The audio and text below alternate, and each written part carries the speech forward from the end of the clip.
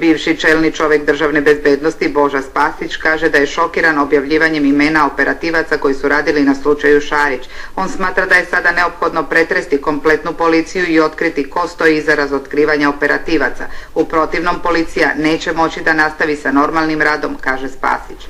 Meni se čini gotovo neverovatna informacija da su objavljena imena operativnih radnika Ministarstva unutrašnjih poslova koji se navodno nalaze na odstrelu grupe Darka Šarića ili narkokartela. To je nešto što je nemoguće. Nikada se u istoriji policijskog rada nije dozvolilo da se objavljaju imena operativaca. Praktično oni su sada stavljeni i na javne poternice kriminalnih klanova i u njima sada svako može znati sve i svašta. Ovo je veoma ozbiljna situacija i veoma ozbiljan znak da unutar policije i policijskih redova mora da dođe do ozbiljnih razmatranja ko je odgovoran, a mislim da je krajnje vreme da u Ministarstvu unutrašnjih poslova počnu da padaju i ostavke.